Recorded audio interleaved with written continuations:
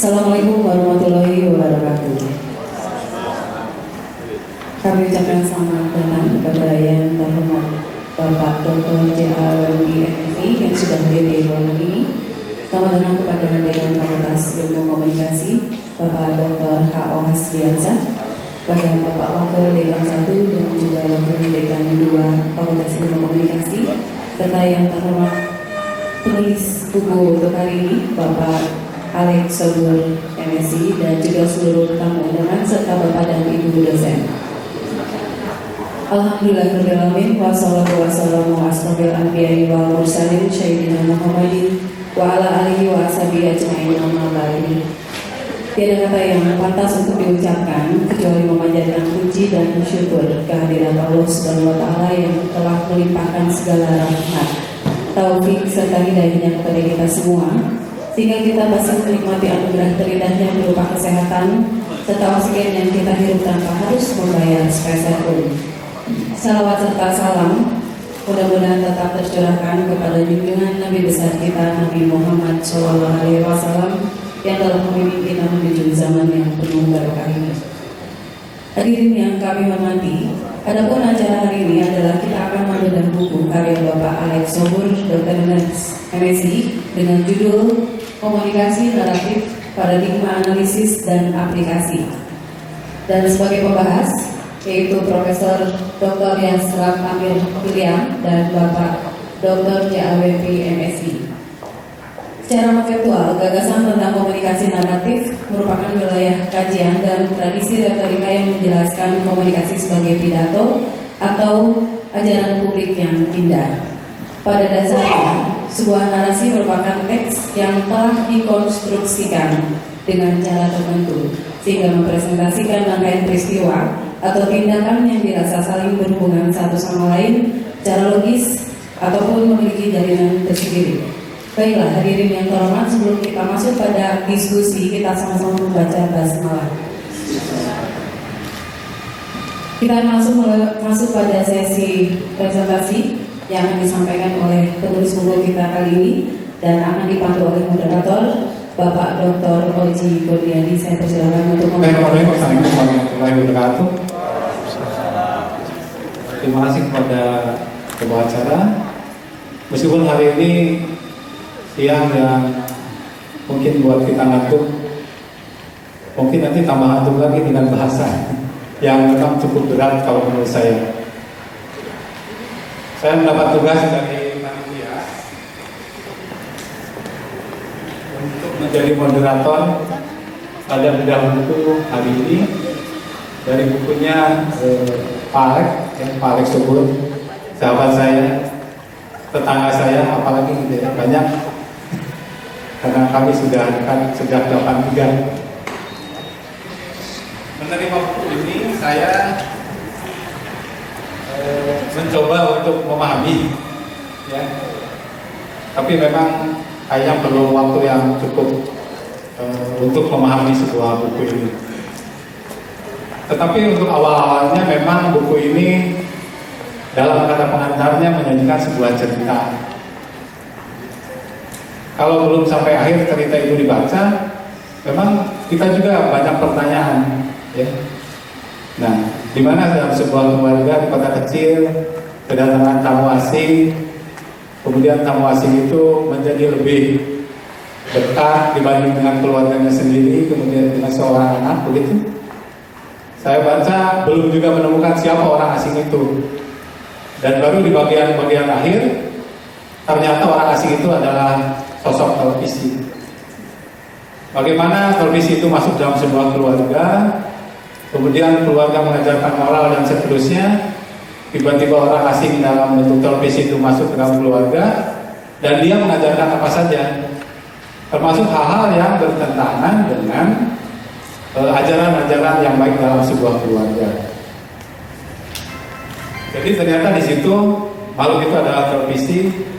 Kemudian di sini juga dituliskan dia memiliki istri namanya komputer. Kemudian punya istri muda namanya laptop. Anak pertamanya ada cellphone, anak kedua iPod, dan paling baru lahir kemudian cucu-cucunya ada iPad, Android, Twitter, Facebook, dan seterusnya. Barulah dari situ, saya terkaget-kaget juga.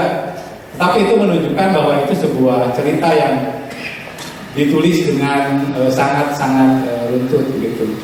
Nah, buku setebal 361 halaman ini pada hari ini kita coba untuk membedahnya, dan tentunya kita panggil penulis buku ini, yaitu Bapak Dr. Andes Alex Sobra MSI.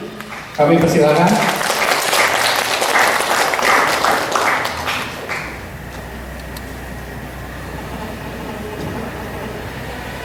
Kemudian akan ditemani oleh dua pembahas.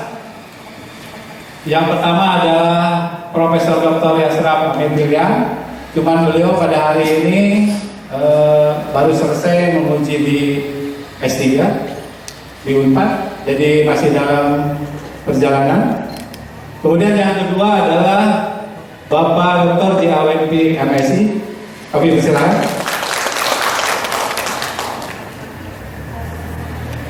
Nama Alex Sobur, Dr. MSI.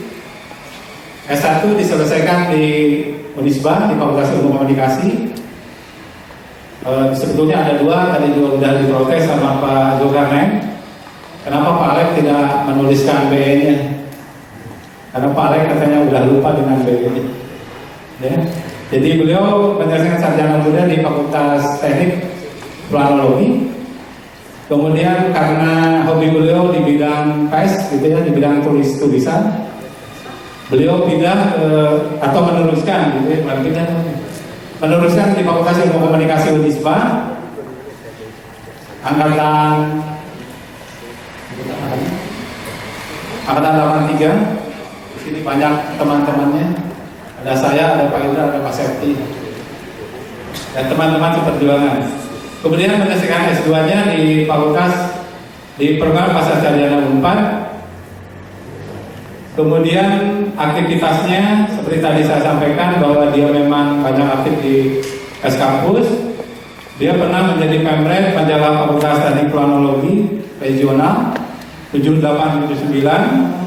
Kemudian staf redaksi majalah Mahasiswa Unisba Lanteran 8081.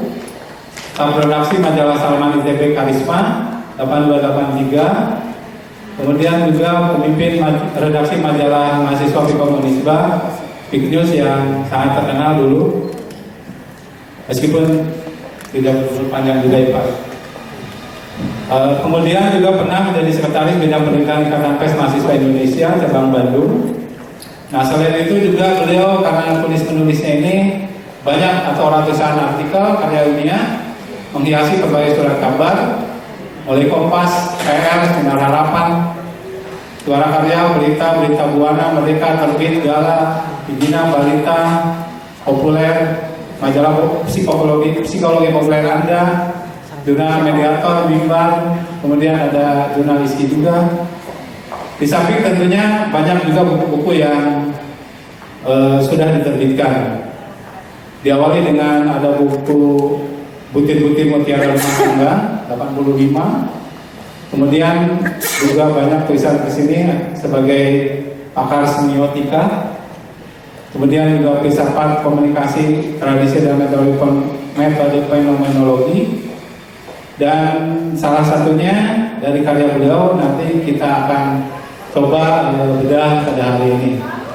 Itu mungkin sedikit CV Pak Alex yang dari sekian banyak itu, ya. Saya juga tidak sempat hanya waktunya nanti habis hanya untuk membacakan CV Pak Alex. Baiklah, mungkin untuk mempersingkat waktu kita, kami persilakan kepada Pak Alex untuk menyampaikan isi mungkin dari buku tersebut. Kami silakan. Baik, terima kasih Pak Oli, Bapak Ibu teman-teman sekalian. Assalamualaikum warahmatullahi wabarakatuh. Waalaikumsalam. Ini sebetulnya sebuah kehormatan bagi saya. Pertama, karena guru dan sekaligus sahabat saya, Bapak Profesor Dr. Yasraf Amin Pilihan, dan berbagai kesibukannya beliau sangat respect ingin sekali hadir, walaupun pada saat tadi seperti disampaikan beliau jam 1 ini baru saja menyelesaikan sebagai penguji di program S3 di Unpad. Mudah-mudahan saat ini sedang menuju sini. Yang kedua, terima kasih juga pada guru dan sahabat saya, Bapak D.A.W. yang jauh-jauh datang dari Jakarta. Beliau ini juga pakar di bidang semiotika naratif dan pragmatik. Beliau juga rajin sekarang mencoba mengembangkan ya, tentang bagaimana sebetulnya posisi ilmu komunikasi di tengah-tengah gempuran ilmu-ilmu lain. Nah, termasuk juga saya banyak sepakat dengan Pak Refli ketika kami diskusi secara informal. Dalam berbagai event, dalam berbagai forum ilmiah, kita seringkali disibukkan oleh berbagai perdebatan bahwa komunikasi itu harus menunjukkan jati dirinya. Ya, saya setuju dengan itu. Tetapi yang masih teringat dalam memori saya adalah bisakah sebuah model, sebuah teori atau sebuah paradigma komunikasi mengangkat realitas, mengangkat fenomena atau peristiwa secara utuh tanpa didampingi atau tanpa dibantu oleh ilmu sosial. Nah, disinilah jawabannya mungkin panjang. Disinilah saya juga mulai berpikir bahwa untuk mengangkat sebuah realitas yang utuh, nampaknya sebagaimana juga posisi yang kita sama-sama sepakati. Ya, kalau ilmu sosial itu kan melukiskan posisi ilmu komunikasi itu adalah sebagai ranah wilayah tempat berjumpanya ilmu lain. Itu sudah lama ketika kita sama-sama belajar sebagai mahasiswa waktu awal-awal S1 itu sudah digambarkan. Komunikasi juga seringkali digambarkan sebagai ilmu yang berada di tengah-tengah ilmu-ilmu lain. Jadi, dalam komunikasi naratif, saya mencoba Bapak Ibu sekalian dan teman-teman mahasiswa menawarkan sebuah, ini kan seperti puzzle ya, lepas-lepas itu bagaimana kita mencoba menggabungkan kembali ilmu yang lepas-lepas tadi. Maka kalau Bapak Ibu dan teman-teman mahasiswa bisa melihat daftar isi saja. Kenapa? Kenapa mesti membahas sejarah? Apa hubungannya komunikasi dengan sejarah? Apa komunikasi naratif dengan sejarah? Sejarah itu kan adalah terdiri atas peristiwa, atas fakta, di mana fakta dan peristiwa itu dia dihidangkan dengan berbagai urutan waktu yang logis. Sekali lagi, komunikasi naratif itu berbicara tentang peristiwa, berbicara tentang ruang, berbicara tentang waktu. Karena itu, kalau kemudian aspek sejarah banyak mendominasi berbagai bab dalam buku ini, ya karena itu. Karena sekali lagi, kita seringkali juga lepas, Bapak Ibu sekalian. Kalau dalam ilmu sejarah, ilmu sastra, kita mengenal mungkin ada yang namanya historiografi.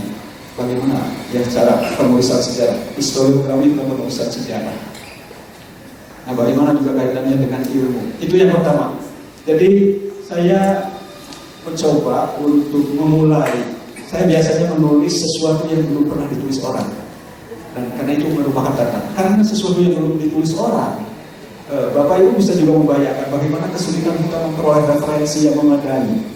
Itu adalah suatu upaya yang harus kita sikapi dengan kesabaran, dan karena itu lepas dari berbagai kekurangan, paling tidak saya sudah mencoba untuk menawarkan sebuah pandangan. Baik, bagaimana posisi naratif atau komunikasi naratif di tengah-tengah pendekatan lain? Kalau saya boleh katakan, naratif itu kan kalau Ibu lihat di bukunya Richard Weiss dan Will Turner itu merupakan baik Bapak Ibu, sekali lagi kita lanjutkan. Ya, saya ingin sekarang mengantarkan saja. Tadi saya mengatakan bahwa cakupan buku ini mencakup banyak hal. Kalau saya kembalikan pada filosofisnya, pada aspek filsafat ilmunya, filsafat berbicara tentang bagaimana kita memahami tentang alam semesta beserta isinya. Maka pekerjaan filsafat adalah mencoba untuk mengkaji ya, manusia termasuk alam semesta di dalamnya. Nah, teks Itu seringkali kalau orang semiotik, orang filsafat itu tidak hanya sekedar huruf, tidak sekedar kata, tidak sekedar bahasa, tidak sekedar komunikasi verbal. Teks itu dalam pengertian luas adalah dunia kehidupan itu sendiri. Sehingga kalau kemudian narasi atau analisis naratif itu menganalisis teks, sebetulnya yang diteliti, yang dikaji itu adalah dunia kehidupan. Nah, kalau nanti saya mencoba untuk menayangkan sebuah video, ya, Mus nanti akan membacakan sebuah sajak Presiden penyair Indonesia Sutarji Kalsugohri yang saya kutip dalam sajaknya Q, ya, itu akan kita lihat kalau ada waktu nanti. Dan Bapak Ibu sekalian, saya ingin menekankan mengapa saya harus mengutip Sutarji, karena Sutarji itu sudah mengaplikasikan sebetulnya teori-teori yang ada dalam narasi atau dalam semiotika naratif. Misalkan, apakah kita belajar tentang simbol, kita belajar tentang kata. Kita seringkali disuguhkan dengan berbagai ungkapan bahwa kata atau simbol itu sebetulnya tidak punya makna apa-apa. Saya masih teringat dulu ungkapan Pak Jalan, simbol itu tidak punya makna. Kalau bahasa itu adalah salah satu sistem simbol, ya, apakah lantas kata itu bermakna atau tidak? Nah, ini persoalannya yang harus diperdebatkan. Nah, tergantung pada situasi kita ketika itu. Apakah simbol atau kata itu sudah dikonvensikan atau ya, sudah dikonvensikan atau belum? Nah, Sutarji dalam puisi-puisinya, kalau Anda lihat, ya, kalau Bapak Ibu lihat, itu sama sekali ingin menghilangkan kesan bahwa kata itu punya makna. Beliau ingin bahwa kata-kata itu dibebaskan dari semua makna, sehingga kata-kata yang seringkali kita baca dalam sajak-sajak itu, saya akan coba menuangkannya dalam 10 sampai 12 bab. Sayang sekali saya harus berkompromi dengan penulis. Pak, kalau bisa bukunya jangan melebihi 300 halaman, matilah. Karena ada setengah lagi yang tidak pernah bisa saya lanjutkan. Saya tidak tahu. Saya harus berkompromi, dan itu salah satu hal yang paling menyiksa buat saya. Karena biasanya naskah yang saya tulis tidak mau dikompromikan. Tapi apa boleh buat? Mudah-mudahan juga ini ada hikmahnya. Karena sekali lagi, kalau ada banyak hal yang tidak terungkap dalam buku ini, mudah-mudahan itu karena ya, kesalahan saya semata-mata atau keterbatasan saya semata-mata. Ya, apa hubungan pembacaan puisi tadi dengan komunikasi naratif? Sebagai sebuah gagasan, sebagai sebuah konsep, komunikasi naratif itu sebetulnya adalah wilayah bidang kajian retorika. Kita tahu Stephen Littlejohn, Walter Fisher itu sudah merevolusi, ya, pendekatan, tradisi atau paradigma komunikasi. Kalau Bapak Ibu masih ingat, mungkin kita pernah berkenalan dengan gagasan-gagasan awal dari Stephen Littlejohn, mulai dari pendekatan struktural fungsional, ya, pendekatan kognitif behavioral, dan pendekatan konvensional, interaksional, atau pendekatan kritis. Saya kira itu adalah paradigma awal yang coba diperkenalkan oleh Stephen Littlejohn. Tetapi kemudian Stephen Littlejohn ini secara total hampir mengubah semua pendekatan-pendekatan yang dibuatnya sendiri. Nah, pertanyaan kita, kenapa terjadi revolusi pada pendekatan-pendekatan komunikasi? Yang kita tahu sekarang itu para ahli, para teman-teman di S3 misalkan selalu bergelut dengan apa yang disebut 7 tradisi komunikasi, dan salah satu tradisinya adalah retorika. Kita mengenal istilah pendekatan sosiokultural, kita mengenal sosiopsikologis, kita mengenal istilah juga termasuk semiotika. Ternyata kalau dalam konsep awal semiotika itu ditekankan atau ditegaskan oleh Stephen Littlejohn sebagai basis dari ilmu komunikasi, nampaknya juga kita harus mempertanyakan kenapa sebagian besar mahasiswa juga kita juga tidak mengenal, tidak memahami, tidak mengakrabi yang namanya semiotika. Bahkan sekali lagi, semiotika sekarang sudah menjadi salah satu tradisi dari 7 tradisi komunikasi pada edisi-edisi terakhir dari yang bukunya Fisher atau bukunya Stephen Littlejohn. Nah, Bapak Ibu sekalian, sekali lagi ini hanya sekedar pengantar. Barangkali dari pemikir-pemikir lain, dari Prof. Yasra, dari Pak Wempi nanti juga ada gagasan-gagasan yang mungkin bisa kita kembangkan untuk sama-sama nanti berbagi. Dan ini barangkali juga akan kita coba combine dengan pendekatan-pendekatan. Saya masih melihat adanya para peneliti termasuk juga kita sebagai staf pengajar selalu terkerangkeng oleh model, apalagi dalam pendekatan kualitatif. Padahal katanya kita sama-sama tahu yang namanya pendekatan kualitatif itu, dan ini salah satunya adalah naratif, itu tidak boleh terkerangkeng, tidak boleh tersandra oleh yang namanya model. Kalau kita percaya diri, kenapa kita tidak membuat model sendiri saja? Saya masih belum menemukan bahwa model-model itu diciptakan oleh para penulis, oleh para pemikir orang Indonesia sendiri. Nah, ini tantangan buat kita. Apakah selama ini kita harus selalu berjumpa pada pemikir Barat, sementara konteksnya sungguh jauh berbeda dengan kita. Barangkali itu juga bisa mengantarkan kita untuk sama-sama memikirkannya. Dan saya kira sebagai pengantar, tentu saja Pak Wajib, saya tidak akan secara teknis menyebutkan atau mengungkapkan ya gagasan demi gagasan. Saya kira ini masih gagasan yang sangat mentah. Karena itu gagasan yang sangat mentah ini boleh dikritik, boleh diperdebatkan, yang apa saja. Itu sebagai pengantar. Terima kasih. Assalamualaikum warahmatullahi wabarakatuh. Waalaikumsalam. Saya mohon izin ke depan, soalnya saya harus melihat ada ini, ada pengganggu ya.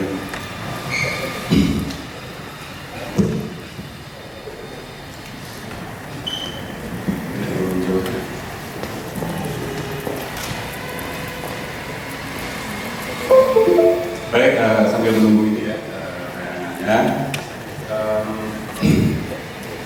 saya pertama terima kasih kepada Pak Alek, pada Misbah yang memberikan saya membahas buku ya, membahas buku yang menurut saya sangat penting ya di dalam zaman yang penuh dengan apa namanya.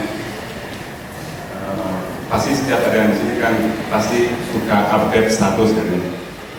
Nah, di zaman yang seperti ini, maka pemahaman kita terhadap komunikasi naratif itu begitu sangat penting. Jadi menurut saya buku Pak Alek ini sangat penting agar kita bisa menerima satu pesan di dalam komunikasi yang sekarang kita itu tidak salah makna. Saya dicontoh saja ya, apakah ini narasi? Saya rasa setiap kita melakukan ini ya, pertanyaan pertama, apakah kita mengerti? Mengerti kan ya? Berarti ada ciri narasi di sini. Berikutnya, apakah kita mengerti? Ini sebuah syair, kalau tadi Sutarji, ini seorang penyanyi kita di London.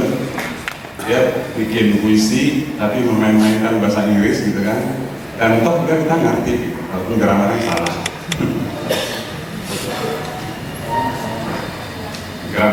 Gramarnya salah kan, tapi tetapnya kita mengerti. Nah, berikutnya, apakah kita mengerti apa yang dikatakan oleh Vicky ini?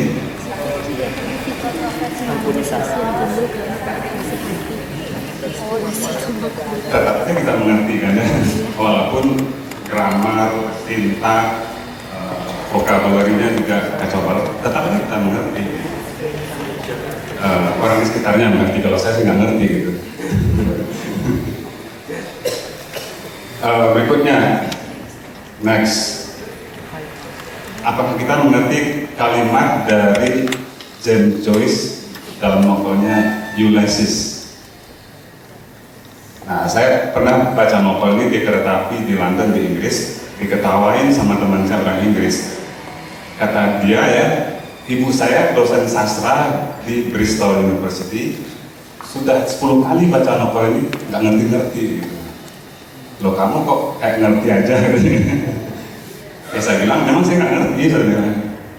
Ya bacakan novel ini, kalimatnya seperti itu. Nggak ngerti. Tapi akhirnya setelah kita baca 10 kali, ngerti juga kita. Berarti ini juga narasi kan.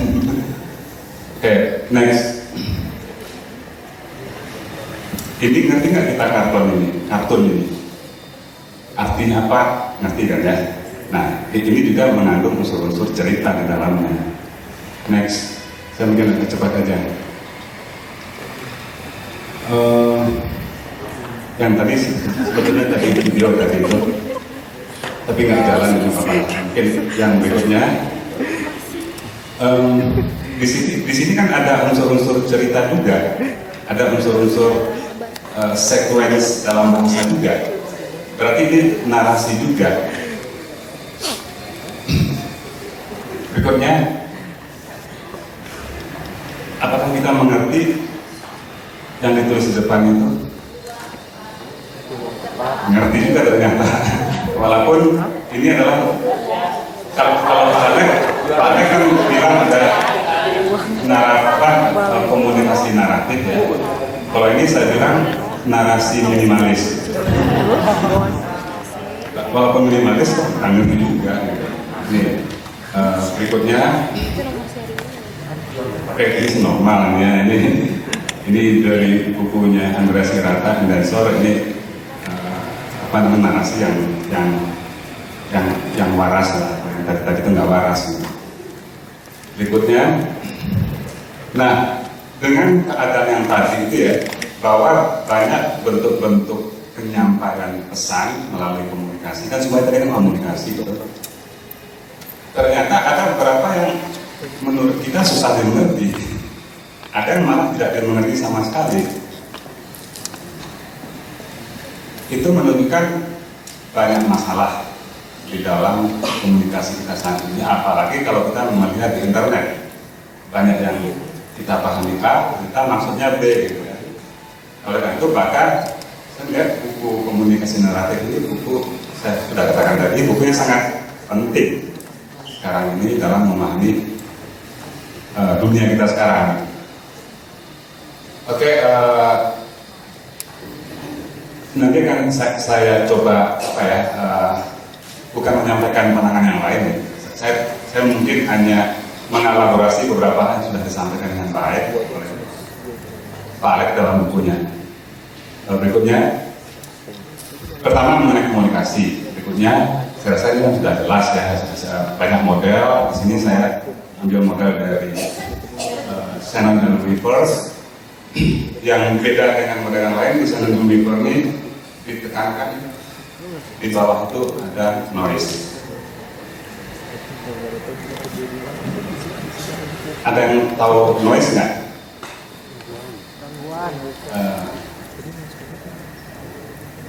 Gangguan ya, gangguan komunikasi.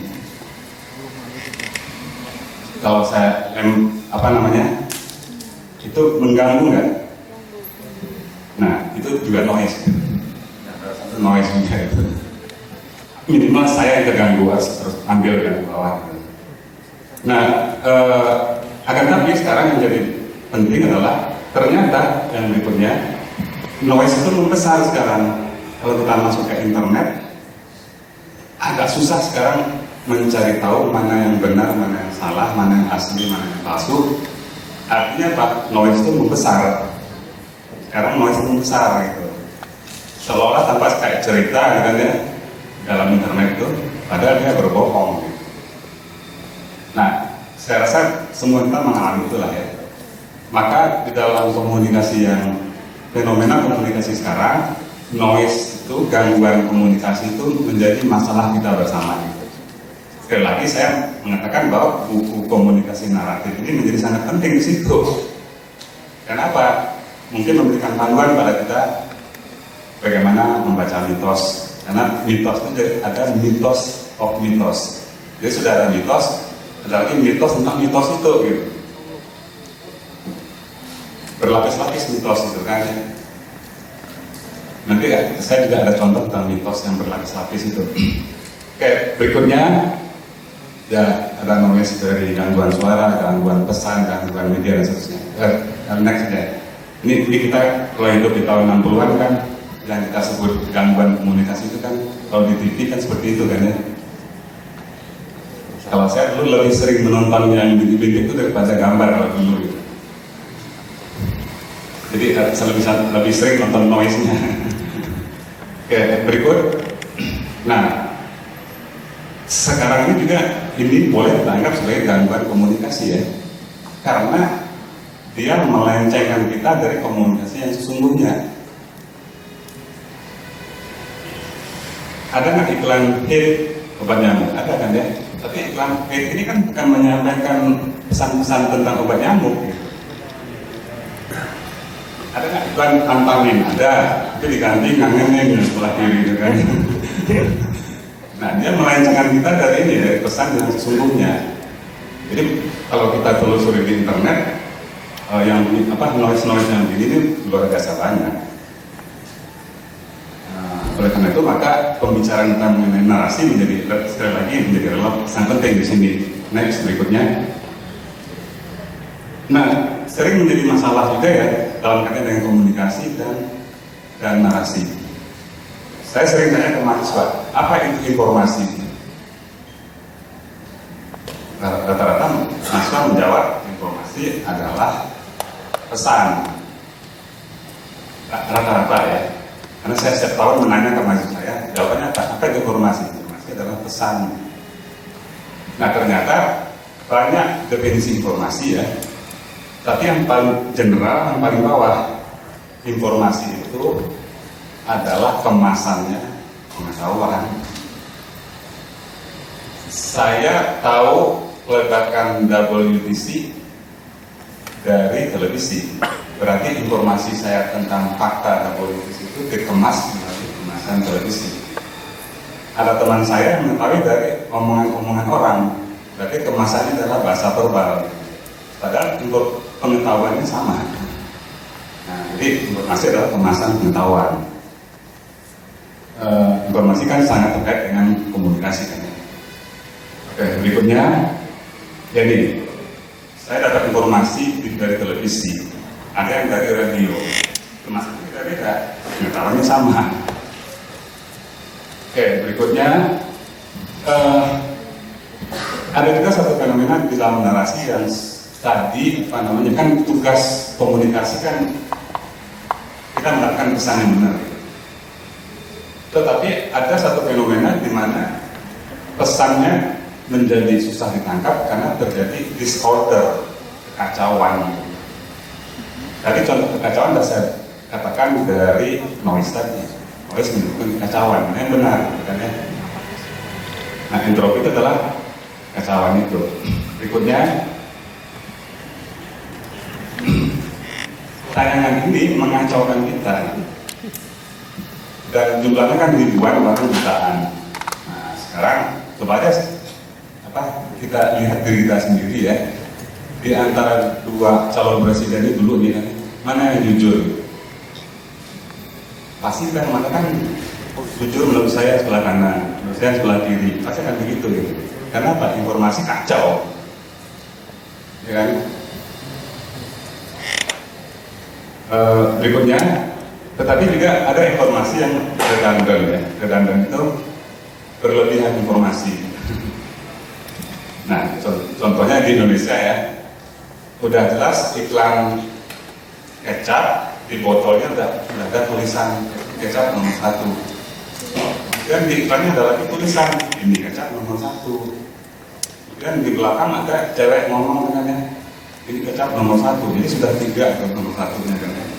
Nah, mengapa itu redundant itu perlu? Karena diperlukan untuk audiens yang beragam. Di antaranya mungkin ada yang tunaru, tunari. Maka redundant diperlukan, informasi berlebihan diperlukan. Dan berikutnya ini contoh ya. Berikutnya aja. Oke. Nah, di dalam buku Pak Alex ya dijelaskan juga problem dalam menghubungkan antara komunikasi dengan narasi. Persoalannya adalah apakah semua komunikasi itu naratif? Secara garis besar mungkin ada yang naratif, ada yang non naratif, ada yang bercerita, ada yang tidak bercerita. Oke, berikutnya, kemudian apa itu narasi? Berikutnya, nah narasi ini memang ini ya, secara saya juga Pak Alex di bukunya menjelaskan itu. Konsep narasi ini memang istilah yang tidak selesai didefinisikan gitu. Kalau kita merunut pada Zhang Janet itu ya, narasi adalah urutan peristiwa. Setiap peristiwa yang diurut itu adalah narasi yang berurutan.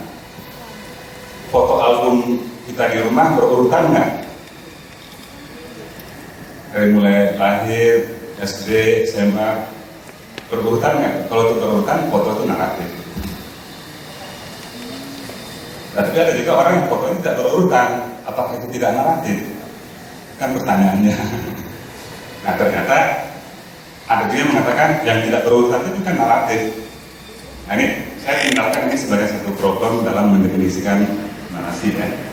Nah, berikutnya, oke, lewat aja, nanti video. Nah, kalau ada yang mendefinisikan narasi itu adalah cerita, ini versi definisi yang lain. Artinya setiap yang bercerita pasti dia menarasikan sesuatu. Problemnya adalah apakah iklan baris di PLT itu bercerita? Mungkin bercerita juga, tapi ada mungkin sesuatu yang tidak bercerita, ya kan? Pengumuman mahasiswa yang lulus ABC 10 orang lulus, apakah itu cerita? Enggak kan ya? Tapi apakah itu urutan peristiwa? Iya, yang A di atas, yang B di bawah, itu kan urutan gitu kan. Nah, jadi ini satu masalah pendefinisian yang masih diperdebatkan lah.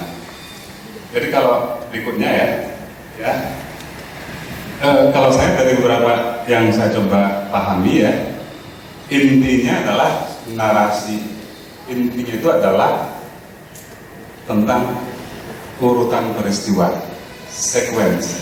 Dalam film ada sequence. Ini adalah narasi kehidupan manusia. Orang-orang yang ada di rel kereta api itu, ini menarik ya. Kalau kereta apinya udah lewat, nah dia biasa ke tengah jualannya gitu. Kereta apinya datang lagi, biasa di pinggir. Dan itu kan dilakukan secara sekuensial kan ya. Dan ini adalah narasi kehidupan. Narasi kehidupan kita beda-beda. Kita dengan mereka beda kan ya. Tapi tetap aja sama, ada kan sama. Itu kita hidup di dalamnya, ada urutannya. Oke, berikutnya ini narasi yang direpresentasikan. Beda dengan narasi yang sebelumnya, itu narasi dalam dunia kehidupan kita. Nah, kadang-kadang film itu kan seenaknya aja ya. Sebuah cerita yang berabad-abad, kejatuhan Roma itu kan berabad-abad ya. Di film bisa cuma setengah jam. Ya, karena itu direpresentasikan gitu kan. Oke, saya mungkin tidak terlalu mau lama-lama ya, barangkali mudah-mudahan bisa memperkaya apa yang sudah ditulis oleh Pak Alex yang sangat baik mengenai ini. Dan saya juga berharap terbit buku komunikasi naratif jilid 2. Terima kasih. Kami berbahagia sekali berada dalam forum yang formal karena memang biasanya di tempat kami semuanya penuh dengan hingar-bingar dan school. Tapi kali ini saya mencoba untuk sedikit lebih serius dalam membahas dan membawakan dan mencoba untuk sebisa mungkin gitu ya untuk bisa menyampaikan apa yang menurut saya luar biasa yang disampaikan oleh Pak Alex gitu.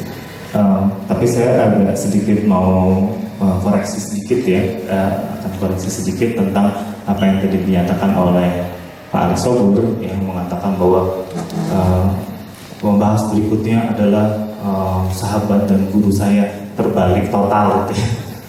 Jadi justru saya yang banyak belajar dari Pak Alex Sobur ya. Kita ketemu di beberapa kesempatan dan saya melihat dan kepala saya sih sederhana aja, ini orang pintar. Yang paling enak itu belajar sama orang pintar. Jadi kalau ngobrol sama Pak Alex itu saya bicara banyak, terus kemudian saya sedikit-sedikit berani mengutarakan pendapat saya. Ya, akhirnya kita sering berbicara yang agak nyeleneh. Kalau dibilang agak, mungkin di beberapa perguruan tinggi yang memang basisnya ilmu komunikasi dan filsafat. Tetapi kalau untuk ukuran di London School itu nyeleneh banget. Jadi sangat aneh gitu pemandangan di sana. Ada beberapa orang yang berbicara sangat serius tentang ilmu pengetahuan, ilmu komunikasi yang berbasis filsafat. Tapi saya mohon maaf ya, saya akan membawakannya sedikit santai aja ya. Waktu saya pertama kali mendapat ajakan gitu dari Pak Alex untuk ayo kita ini bedah buku saya. Oh iya Pak, oke Pak.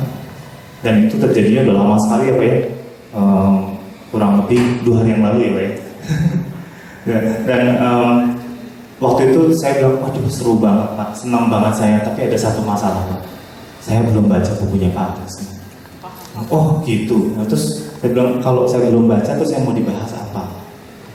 Udahlah Pak WP, saya mau percaya Pak WP bisa membahas.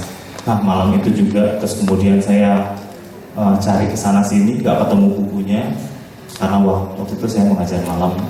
Terus kemudian saya ke perpustakaan di London School, ternyata ada buku dari Pak Alex. Terus kemudian saya membaca. Waktu saya membaca pertama kali buku ini, saya melihat reaksi saya itu adalah wow ya Pak ya. Wow itu artinya begini, saya melihat ada begitu banyak nama di sana, begitu banyak tokoh di sana, ya. Terus kemudian ada lagi Bas muncul di sana, terus kemudian banyak sekali nama-nama, dan itu berasal dari berbagai kiblat. Mulai dari hermeneutik, semiotika, analisis teks linguistik, bahkan juga dari narasi muncul di sana bersamaan. Ya. Sehingga pada saat saya membaca, saya mencoba mengurutkan pelan-pelan. Ini semoga saya dimaafkan sama Pak Alex ya. Semoga sekali gitu. Saya itu berpikir gitu, ini Pak Alex lagi mau ngomong apa sih? Mau berbicara apa gitu di dalam buku ini? Saya mencoba untuk menarik benang merahnya, sampai terus kemudian semakin saya membaca, karena begini, biasanya kata pengantar bab 1, 2, 3 adalah kunci untuk memahami keseluruhan dari tulisan, ya. Nah, tetapi pada saat saya sudah membaca pengantar bab 1, 2, 3, lah ini kuncinya mana? Akhirnya terus kemudian saya baca terus ke belakang, terus kemudian Alex ini sebetulnya berbicara tentang sesuatu yang sederhana, ya, berbicara tentang sesuatu yang sifatnya itu hakikat, bahwa komunikasi itu adalah narasi, persis seperti judulnya. Tapi saya berpikir begini, aduh bodohnya saya ya, padahal Pak Alex sudah ngasih clue itu di kaitan buku, ya, bahwa komunikasi itu adalah narasi dan narasi adalah komunikasi, ya. Lalu para tokoh itu untuk apa ditampilkan di sana, ya, dengan pemikiran yang begitu beragam, ya. Setelah saya mendapatkan clue itu, baru saya menangkap ternyata ada begitu banyak cara orang, ya, cara yang ditempuh sama para ilmuwan yang hebat-hebat itu untuk memahami sebuah cerita yang disampaikan, baik itu secara bertahap atau menyampaikan langsung atau apapun caranya, tetapi mereka berusaha untuk memahami, maka muncullah semiotika, hermeneutika, teks linguistik, narasi yang itu bermunculan di berbagai tempat yang tersebar dan waktu yang berbeda-beda, makanya namanya beda-beda. Kalau itu berada di dalam satu tempat, saya yakin sekali namanya cuma satu, studi narasi, ya. Kenapa saya katakan begitu? Ini saya akan ajak sedikit ya Bapak Ibu sekalian untuk mendengarkan sebuah lagu, biar agak sore-sore ini biar agak bergairah sedikit ya. Tapi mohon maaf, tolong setelah mendengarkan lagu ini jangan terus kemudian saya nggak dianggap jadi teman ya.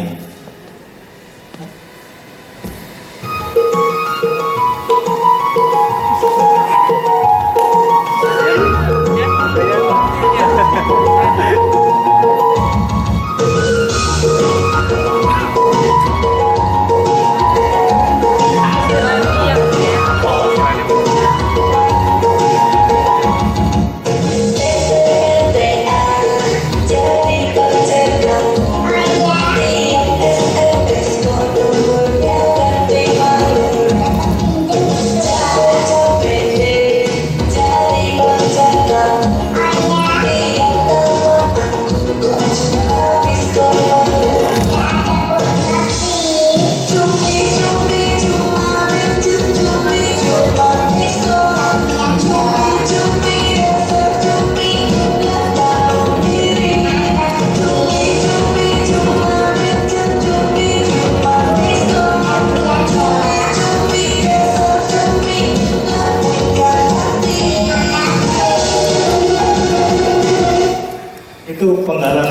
penggalan lagu ya yang sebetulnya lagunya kalau diterusin itu ada masih menyanyikan bait seperti itu 2 kali lagi. Jadi cuma diulang aja gitu ya. Nah, saya akan mengajak rekan-rekan sekalian untuk mencoba kita sama-sama melihat buku Pak Alex dari apa yang sudah saya temukan ya. Sekarang kalau kita melihat itu dari studi linguistik, mudah sekali kita tinggal lihat liriknya. Karena linguistik gampang ya, melihatnya dari lirik kita bisa tahu bahwa ini ada seorang perempuan, dia sebel banget karena laki-lakinya nggak modal gitu ya, kurang lebih ya. Terus kemudian kalau kita melihatnya dari hermeneutika, ini ada perempuan yang sebel banget karena laki-lakinya nggak modal. Nah setelah itu contohnya ya hermeneutikanya romantismenya Vermeer, kita tinggal balik lagi. Yang bikin lagu itu sebetulnya ngomong apa, lagi mikir apa? Oh ternyata dia bikin lagu itu, tapi dia mikirnya adalah wah ini lagu lucu nih, kayaknya digemari, ini kayaknya bakal bisa jadi hit nih. Udah selesai itu cerita, karena semuanya teks. Nah masuk ke tataran yang cara pandang yang lainnya, kita pakai semiotika. Oke deh, semiotik of music. Lagu liriknya, iya ini lagu liriknya perempuan sedang bersedih hati tapi juga campur kesel, kalau laki-lakinya nggak modal banget. Oke. Kemudian kita lihat pada musiknya, beatnya, beatnya ceria sekali. Sebetulnya sudah muncul kontradiksi ya antara lirik yang sedih, yang kesel, tapi terus kemudian beatnya ceria. Ini ada apa nih? Ya. Terus kemudian di situ muncul gendang, tangtung, ini pantura banget nih. Kemudian aduh pantura habis sudah, selesai deh urusannya, gitu ya. Terus kemudian di situ diulang-ulang berkali-kali, tapi ada satu clue sebagai tanda signifikannya dalam tadi ya. Itu ada yang letuk kali nyebelin banget gitu ya.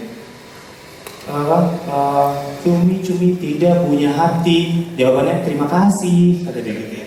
Nah ini kan celutukan yang kayak ledekan. Alah begitu aja kok dipikirin, udah itu emang udah begitu, laki-laki udah kita happy aja. Dengan semiotika yang melihat begitu banyak kita bisa menemukan gambaran ya bahwa perempuan di pantura itu adalah objek penderita, ditinggal laki-lakinya, kemudian laki-lakinya nggak tahu gimana, kalau nelfon aja mesti pakai minjem punya teman, pakai miss call, pakai ini, pakai itu.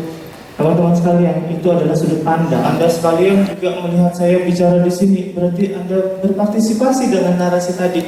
Pertanyaan yang gampang, Pak, ini kalau mau diteliti untuk menjadi sebuah berita bisa nggak bisa? Ya, karena yang pada dasarnya studi teks apapun itu adalah yang menyangkut kehidupan kita sehari-hari.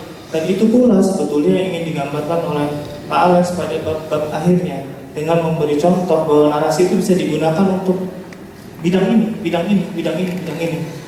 Tetapi bagi saya yang paling luar biasa dalam buku ini justru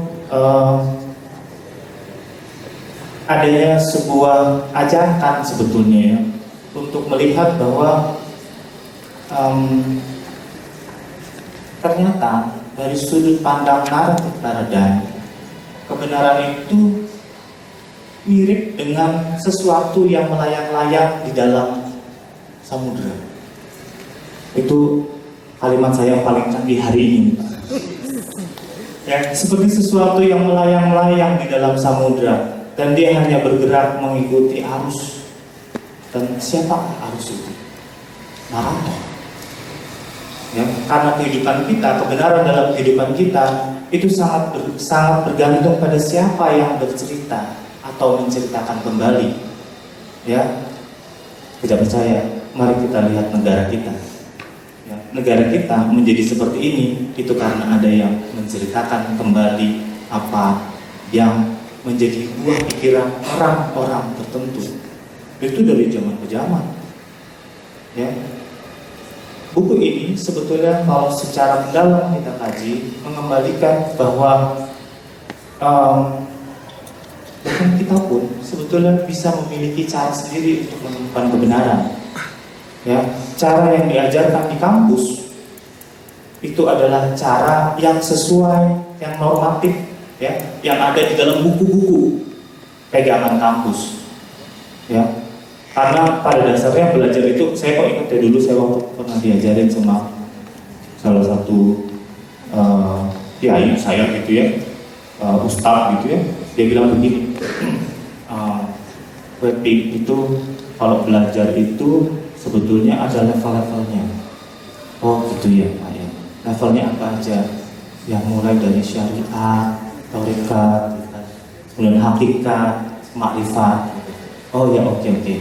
Kalau begitu, pada saat saya konversi itu dalam dunia pendidikan, karena saya berusaha untuk mencari jalan yang gampang aja kalau belajar dan mengajar ya. Karena ini rahasia kita bersama ya buat teman-teman adik-adik. Saya itu orang yang paling benci belajar. Ya. Jadi saya itu selalu berusaha untuk mencari cara yang gampang untuk belajar. Nah, kemudian pada saat saya konversi ajaran tadi dalam proses pembelajaran modern, saya melihat betul juga ya, ternyata di S1 itu kita belajar tentang yang pertama itu syariat dulu, ada satu dasar-dasarnya dulu ya. Kemudian makin tinggi semester kita makin diperkenalkan pada teori-teori untuk memperlihatkan, oh ya ini ada sudut pandang ini, kalau melihat kebenaran begini, semiotika begini, terus kemudian hermeneutika begini, teks linguistik begini, cara melihat kebenarannya. Sehingga pada saat kita membuat skripsi, kita tinggal pilih yang mana nih yang kita pakai. Ya, lulus deh kita. Ya. Pada saat kita masuk level yang lebih tinggi, diharapkan untuk kita, itu kan tadi kalau pakai ini, pakai jurusnya si Bas, jurusnya Maths, jurusannya Louis, jurusnya ini, itu kan berarti kita sedang mengikuti mazhab, tarikat tertentu. Tapi pada level yang lebih tinggi, kita akan melihat bahwa, contoh ya, perkembangan hermeneutika, salah satu yang akhir-akhir itu kan ada di Gadamer Reker yang berbicara tentang bagaimana kita memahami sesuatu dengan menggunakan logika dialogis antara penafsir dengan dunianya dia, gitu ya. Nah, kalau kita melihat ke situ, akhirnya lagu Cumi tadi, yang kalau pakai hermeneutikanya Slayer maka kita cuma pahami orang bercerita tentang sebelnya dia, sedihnya dia, itu maknanya akan mirip dengan pemahaman semiotikanya Barnes ya di level-level akhir. Begitu juga analisis wacana kritis itu akan mirip. Pertanyaannya adalah kenapa kita memandang dengan sudut pandang yang berbeda-beda itu ujungnya menjadi mirip? Jawabannya sederhana, karena semuanya sedang membahas, sedang meneliti, sedang mempelajari narasi kehidupan. Ya, saya rasa itu dulu, Bapak, Ibu sekalian, terima kasih.